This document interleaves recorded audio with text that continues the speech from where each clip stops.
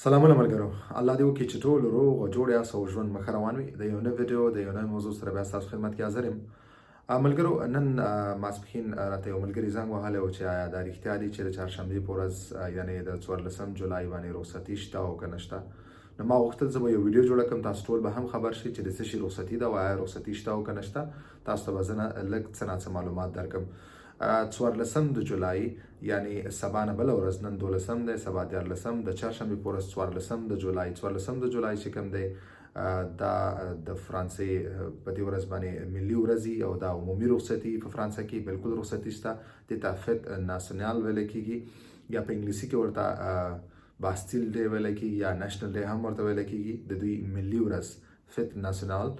نو په دې ورځ باندې دوی دلته کانسرټونه یي، د دوی پوځ چې کوم دی هغوی پریډ یي په شانزلیزه کې. نو په دې ورځ باندې مکمل په ټوله فرانسه کې عمومي رخصتي. هغه ملګري چې کوم که داسې پلان لري، اراده لري چې په دې ورځ کوم اداري کار دپاره لاړ شي، دوی رخصتي وکړي یا لاړ شي، یا که ملګري چې کار کوي غواړي د دې ورځ باندې دوی لاړ شي کوم اداري کار مخکې وسي یا نور ملګري، نو په دې ورځ دوی نه ځي. په دې ورځ مکمل فرانسه کې رخصت دی. دا د دوی ملي ورځ ده. نو دې دپاره هر څه بند دي، مکمل رخصتي ده. نو تاسو ته مطلب ځان مه پذابوئ په دې ورځ باندې. که تاسو څه پلان لرئ، څه اراده لرئ چې کوم اداري کار دپاره کوم دفتر ته لاړ شئ، کوم ادارې ته لاړ شئ، نو تاسو ځان مه په تکلیف کوئ، کور کې پاتې شئ.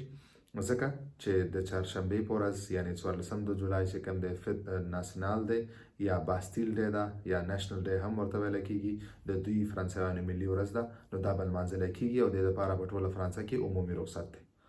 نو غوښتل مې دغه وړه ویډیو، دغه لږ معلومات تاسو سره شریک کړم. دې دپاره مې دغه ویډیو جوړه کړه. انشاءالله سبا به دې اړه باندې تاسو ته یو تفصیلي ویډیو جوړوم.